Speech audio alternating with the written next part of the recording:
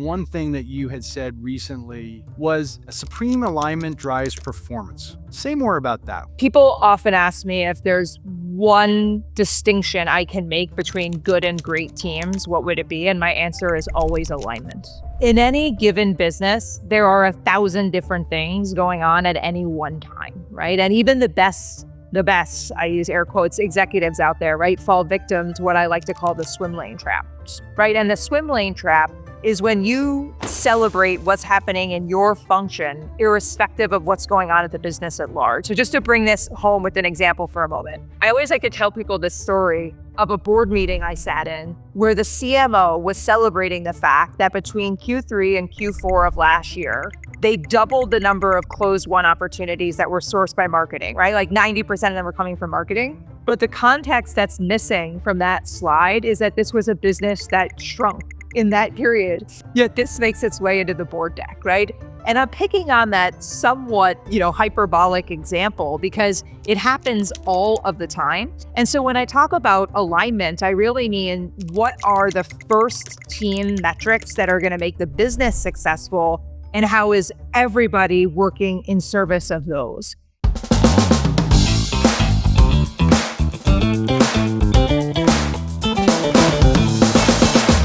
So Cassie, welcome and thanks for joining us.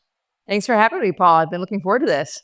Well, I'm thrilled to hear that. I was really looking forward to it because I was reflecting on you and I have known each other a long time. Long time, decade plus. The mist of time. And I remember vividly coming with David, my partner who's active, but this is back when we were running Ideally, coming to your office and sitting in that big conference room. This is when you were at Sailthru. Yeah, One World Trade. Right. Yeah. I'm like, Cassie, can you tell us how to do this? And this is one of the themes throughout. And so I was there, and we were super helpful then. And I think I was really excited about having you on because one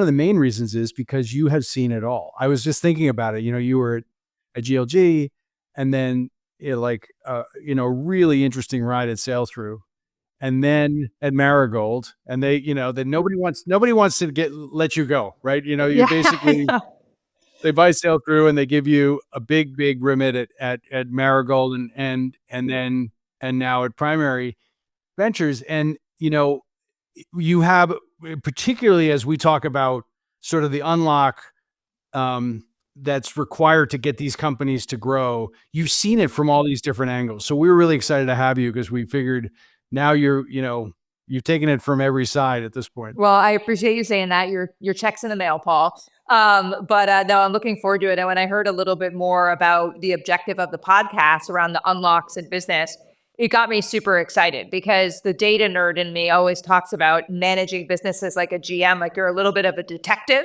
right? Where you have to find these clues of what's going on. And when you find them, they can be massive force multipliers for your business. And to your point, I've been lucky to do it across a number of different stages of businesses and business models. And I always love jamming on topics like this. So thanks again for inviting me. Well, we also, part of the reason why we're doing it too is that there's an enormous amount of information available for startups, but actually it's much more limited for growth stage executives. Yeah. Right. And we've experienced this, and I know you've experienced this now across, I'm sure within the portfolio, but at Sailthru, I'm sure it's not linear. Like things are weird and you're like, oh my God. And all of a sudden you figure it out. So we'll look forward to that, talking about some of those examples you've seen, but I want to start somewhere else. We dug a little bit into some of your comments, and one thing that you had said recently, which we thought was, no, that's good. Yeah, right, exactly. Okay. Yeah, it's all good. Was supreme alignment drives performance. Mm-hmm. Say more about that. I thought that's a big idea. And I was curious if you could speak to what you were thinking when you said that. Absolutely. So people often ask me if there's one distinction I can make between good and great teams, what would it be? And my answer is always alignment, right? In any given business, there are 1,000 different things going on at any one time, right? And even the best the best, I use air quotes, executives out there, right, fall victim to what I like to call the swim lane trap, right? And the swim lane trap is when you celebrate what's happening in your function, irrespective of what's going on at the business at large. So just to bring this home with an example for a moment, I wish I had a visual in front of me right now, because I always like to tell people this story of a board meeting I sat in where the CMO was celebrating the fact that between Q3 and Q4 of last year, they doubled the number of closed won opportunities that were sourced by marketing, right? Like 90% of them were coming from marketing. But the context that's missing from that slide is that this was a business that shrunk in that period, yet this makes its way into the board deck, right? And I'm picking on that somewhat, hyperbolic example because it happens all of the time.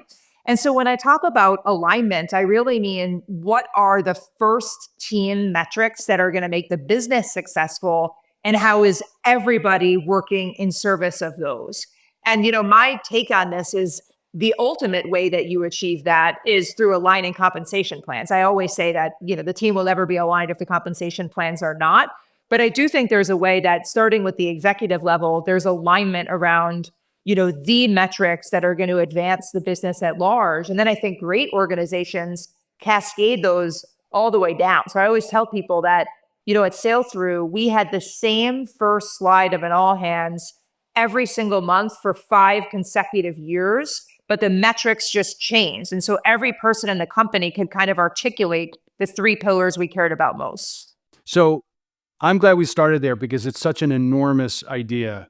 And in fact, we see this too, actually in 2 places. I think your compensation line is dead on, right? Because people have to be aligned in terms of how it relates to them personally. And this is why the equity, cash plus equity model has been so effective, across thousands of companies, because it's a great way. I mean, it's not perfect, but it's a really, really good way to make sure everybody's paying attention to the same thing.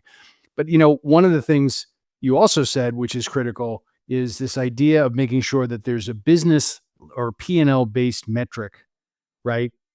And a set of KPIs that follow that, so people are working on the same thing. And one of the things that we've seen, the good news about the SaaS revolution is that every department has all kinds of great software to help them run their particular area well, but those systems are not connected. One of the things we do with Violet is actually to make sure that we can reconcile that across the whole thing. It's really funny you use the CMO example because, CMOs have a tough job because most of what they do does not reconcile with the P&L. So, this CFO, CMO impasse is an enormous thing, right? And, and you're right. And the friction that's created is brutal because the whole company essentially stops until it's resolved. That's right. That's right. And I picked on the CMO because it's a convenient example, but just to go to the other side of the house, let's go to our friends in product and engineering, because they're equally guilty, right, of violating this principle. And I'll say so often there's this list of features or there's commentary on roadmap velocity. And it's like at the end of the day, if there's not corresponding data and adoption and monetization, nobody cares. I just hosted this event in New York 2 weeks ago, and we had the former CTO of Oscar present. And she was, explaining to people how to do exactly what we're talking about, tie product and engineering right into more of a GM mindset and a C-suite mindset. And she said, like, nothing matters if you can't sell it. And I thought that was just such a, a simple articulation of what we're talking about, for those functions specifically. Right. Well, it's also a great reminder too, that something that frankly sounds incredibly obvious, it is novel, given how the velocity can occur in these That's right. in these silos, essentially, right? Because people are like, oh, there's all this brownie in motion, and it's not actually related to being able to drive enterprise value. And the irony is that, and I'm sure you've seen this, and it'd be great to, I don't know if there's obvious examples you can think of, but the difference between a company that has this working properly and a company that doesn't is profound, right? Because it's, first of all, it's a much funner place to work too, because you don't have people getting frustrated and so on. Everybody's using the same data set. The other thing that I think you pointed out, which I think is, it's funny to spend a lot of time on this particular thing, but it's such a big deal. It is getting tools out to the edges so people can actually, they can work against that goal. and that That's right. KPI. Oh, I think so much of this comes down to, if you're going to commit to this as an organization, you have to be architected in a way that you can communicate updates and talk about them regularly, right? So if you're going to set these goals, it goes back to my point about the all hands slide. You have to reiterate them, right? People have to be in a place where they can report on progress regularly. To your point, it's way more fun to be in an environment, because to do the things we're talking about is actually what winning looks like, right? Just top line growth for the sake of top line growth, you and I both know that can be a major red herring, right? It can be, you can buy short-term growth, right? That costs you long-term, net retention, right? There's so many ways about it. I live this journey at Sailthru, and I talk about it very publicly. The business went through major growth when I first got there with some large clients. We had a hard time scaling the technical side of the platform, and we lost our customers' trust in that journey, right? And we ultimately sort of had to pivot into a little bit more of a turnaround mode, if I'm being honest. And what that meant was, I remember when I interviewed there were these amazing statistics about, net negative churn. So 110% plus, net retention in the early days. Well, that was masking a 40% gross churn problem, right? Which is why you have to, believe it or not, right? And then I tell people, we didn't have an NPS metric when I got there. The first time we measured it, our NPS was negative 26, Paul, which means that the customers disliked us more than they dislike their cable company, right? And I'm comfortable talking about that publicly now because we were able to turn that around, right? But it was a multi-year journey. And what that multi-year journey looked like for us was, we said, there are 3 things that we are going to care about, right? Until the end of time. Those 3 things are, of course, growing our business, but the way we measure that is exit ARR. It's not bookings, right? Because we need to account for what are we maintaining and growing in the install base. Number 2 is being a trusted partner. NPS is an imperfect metric, but ours was in the toilet. So that was the right rallying cry for us as an organization. And number 3 was operating predictably and responsibly, right? And so the goal for us for a while there was a net burn target. Once we were cash flow positive, that became an EBITDA target. But the executive bonus plan was tied to those 3 things. Every executive had the exact same bonus. So you haven't seen behavioral change in product roadmap and what you're optimizing for until you've seen your head of product get comped on things like the net promoter score and exit ARR. Let's jump to another topic, which I think is related to this very question, which is, you've also said, which I thought was a great line, which is basically retention is the cheapest form of growth. Yeah. Right. Which, again, axiomatic, seems obvious, not everybody does it. Let's talk a little bit about product market fit and how that relates to, like, just as a foundation. At the end of the day, it all starts with the product and really ends with the product and how people perceive it. You guys, even for growth stage businesses, you got to make sure you're continuing to improve and tune product market fit. Talk about how you think about that with your companies that you work with today. Yeah, I think it's a great question. Maybe when I do that, I'm going to define for you how I think about product market fit, which may be a little bit different, but I think it's going to be relevant because I think product market fit and retention are linked, but I actually don't think they are inextricably linked, right? Because I think there's companies with amazing product market fit that have terrible retention. So we can talk about that in a moment and some of the pitfalls. For me, when I think about product market fit, people always say, like, it when you see it. That's not helpful. What does this actually really mean? It means that there is such market pull for your product that the only thing really rate limiting you from really going to the mountaintop is your own ability to scale. So let me give you an example of a portfolio company of ours that I think we regularly say was maybe the fastest kind of time to product market fit that any of us around the partner table had ever seen. It's a company called Dandy in the dental world, right? Now, Dandy is basically trying to revolutionize the world of dental labs. So I always say they're doing to dentistry what Tesla did to automotive, right? And they do this through enabling dentists to order things like crowns and omelettes and whatnot through their labs. They had a very novel approach to their go-to-market in the early days, and it was just selling like hotcakes, Paul, right? But the rate limiting factor for them early on was that before the business became vertically integrated, they were using a network of labs to fulfill these orders. So they literally had to rate limit the go-to-market growth. I'm going back like 4 years now, right? Because they didn't know if they'd be able to fulfill, do you know what I mean, the demand of what was happening there. And to me, that is like such a golden example of what product market fit looks like, right? Now, I can name many companies out there, right, that have market pull and have product market fit.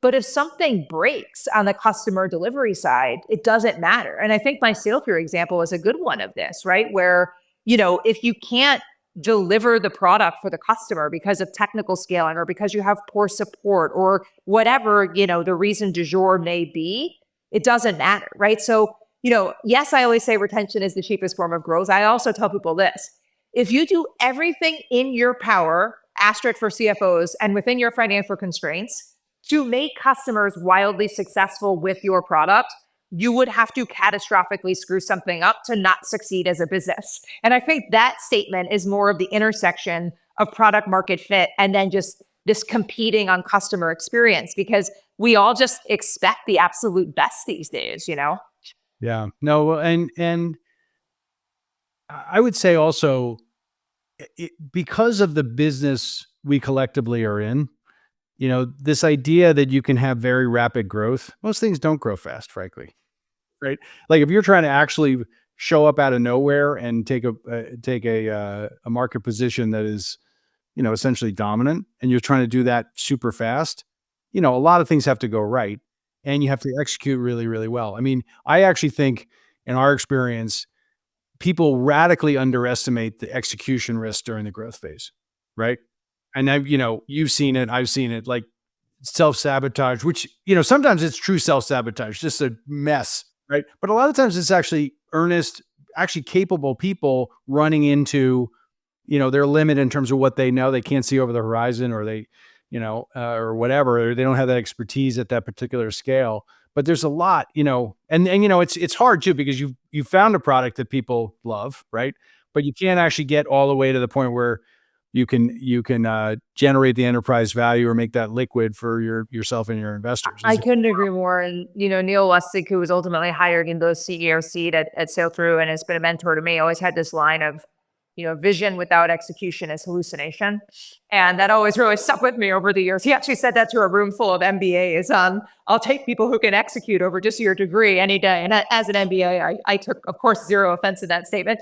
But I think it's a really good one. And, I will say, to your point about enterprise value, customer value is enterprise value. I interviewed this seller recently who had told me the best story. I immediately thought to myself, you are hired, when he told me this story. And he said that in a past role, a CEO had asked him when he would sell his first $10 million ACV contract. And his response to the CEO, which was just gold in my mind, was, you tell me, actually, when is the product going to be able to deliver $100 million of value to a customer? And then I will give you $10 million of contract value, which I thought was so well said. But it's inextricably linked. You know what I mean? These two things, and the value to the customer and then inherently doing it. And I think where the difference between good and great founders is just this maniacal focus on the customer and the problem space. And they're just relentless, and it never stops from day one into year 10, right? Yeah. Yeah, no, that's so right. That's so right. So let's shift gears and talk a little bit about some unlocks you've seen. And again, you've seen it all, even at your very, you're not that far along in your journey still, but you've seen a lot of stuff go by. But let's talk a little bit about those moments, if you can think of a couple where, it really felt, I mean, and how these are, it hits you emotionally, right? You're in one of these moments, and it's just like, you can feel it in your body because it's just so painful to be at that spot. Do you have any ones that come to mind? A couple. So maybe I'll go in like reverse chronological order. We'll start with the recent stuff. I mentioned we were on this net retention turnaround optimization journey at Sailthru, and a lot of that was core customer experience stuff. But a lot of it was actually just studying what was going on in the numbers.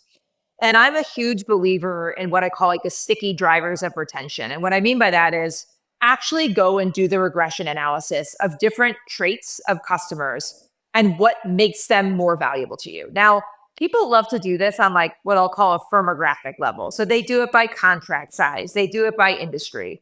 You will miss so much important stuff if you stop there. So I'll give you two of my favorite examples from Sailthru of things that we found. One of the things we looked at was, our core product was a personalization algorithm. And I'm oversimplifying, right? Like a full personalization platform. But a key part of what we sold was this algorithm. Now, customers' eyes were always bigger than their stomachs, right? They would say they want to personalize and they use a sliver of the product, whatever it was, right? We said they would buy a Lamborghini and never take it out of the driveway. When we did the math on customers who were using our algorithms and our predictions at the core of what they did every day, their retention curve was over 40 points higher than those who did not. So we actually said, you know what? We're going to fundamentally re-architect implementation. And implementation isn't going to be like time to go live. It's time to using that. And if we can't get customers using that, it's just like, we may as well write it off, right? Like that's what's going to differentiate us. And we actually went back to old customers and we offered these complimentary, we called them implementation health checks, right? Where we would go back and we would say, it's actually worth our while to eat some cost to get them using this part of the product, right? Because we know they're going to be that much stickier when we go and do it. So that's like product usage. I feel like there's myriad examples I can think of from my career where there was something around. I have another portfolio company I worked with. It's like, if you use native integrations, you're significantly stickier. So we want you to go and do that. I actually wrote a whole blog piece on sticky drivers with lots of examples that I'll send you after this. But hands down, one of my most favorite examples of something we uncovered was at Sailthru, 3 or 4 times a year, we would do a longer format net promoter survey, right? So it was maybe 5 to 6 minutes of questions. And we would ask you a number of more interesting for a number of different interesting dimensions. So one of the things we would say was, here are all the products we released since the last survey. Tell us yes or no, did you know about these products? And then if you knew about them, did they have a material impact on your business? And then we regress this data, their answers, against both NPS and net retention. And I'll tell you what we found. Customers who simply knew about a product, a product release that we had made, which was only 50% of our customer base said they knew about this stuff. Their NPS and net retention curves were through the roof higher than those who didn't know about them. But here's where the really interesting nugget comes in. It didn't matter whether or not those changes had any business impact for them. Perception was reality. If they saw that we were releasing products, they were happier, they boasted higher retention rates. And so for us, the takeaway was, this is a huge product marketing opportunity. Like that, you always hear the adage, right? You have to hear it 7 times before it sticks. Interestingly, we were an email company. So all the people who said they didn't know about our product releases, we said, well, we track the open rates on those. Half the people who said they had knew nothing about it read the email about the product, but we just had to beat them over the head with it over and over and over again. And so I think businesses are just ripe with this type of information, right? I've seen it on price to value ratios. I've seen it on so many different dimensions. But I'm leaning into the data side. There's also just like the experimental side. If I go all the way to my first job in tech, right? My first job in tech, 2006 at TheLadders.com here in New York. You remember the company, Paul? Yeah, of course. Subscription job search business, right? So at the time we were charging job seekers $30 a month to pay us for access to higher paying jobs. Believe it or not, LinkedIn didn't have job search at this time. One of the things that we found is if the members got a good old fashioned phone call from us, right, within 10 days, I think it was, of upgrading into the paid membership, they were significantly more likely to stick around, right? They just needed the phone call to check in to get them started. And so I really think there's the study what you find in the data, and then just don't be afraid to try things, because you just never know what you're going to be able to stumble across. And I just think people are so gun shy about testing. In the early direct response world of the internet and the more consumer world, people were so keen to do it, and they were comfortable with the fact that it's called a test for a reason, right? There's a very good chance it's going to fail, right? But I do see a little bit of a pullback from that in some places these days. I think, the other thing that drives that too is people have a culture of every dollar has to count. And, tests by their nature, most of them are going to fail, right? If you're testing right, 20, you get 1 out of 20 or 1 out of 10 or whatever. And that ability to be able to, but the other thing I think is also going on is that people, you need a culture of seeking truth, right? Which is its own thing. And then you need you need to have the telemetry. What we talk about now is a lot of people are driving around cars on mountain roads with no headlights on a foggy night. A lot of money getting spent.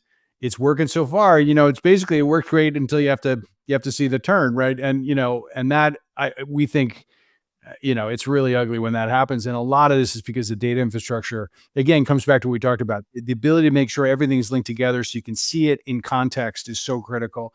And then you have to reward people for doing what you're describing, which is to find those things. People also live with whatever the numbers are. You're growing and in this environment, of course, that's not allowed, right? I mean, people, if you're growing it, you're flat or you're growing at a low number, you got to fix that. And you have to do it in a way that still makes the unit economics work. That's right. And, to your point, everything we just described in terms of leaning into this, right, and really looking at the numbers and studying them, and way more importantly than studying them, actually actioning them, I owe my entire career to that, right? I regularly tell people, I've run sales teams, I've run marketing teams, I've run customer success teams. I'm not the best customer success person in the world. I'm certainly not the best salesperson in the world, but I'm a really good general manager, right? And I think that's kind of been the edge for me. Even when I came to venture, I'm like, I'm certainly not the best venture capitalist in the world, but I know how to sort of look at different streams and tell a story with them, right? And kind of bring them together. And I wish more organizations would invest in this and celebrate it, because it's a huge superpower to organizations. Well, and actually, maybe that's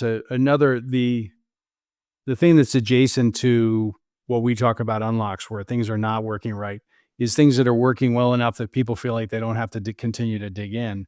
And what we see often, people have tech debts, right? I mean, that's a very common thing, but actually often there's a marketing debt, which is that basically you have a set of things that you're depending on. It's guaranteed, it's immutable that it's going to stop working, but you're like, well, and that we see again and again is one of the great value destroyers, because when it stops working, you got, basically the clock is ticking, right? I mean, basically, and so we just see that.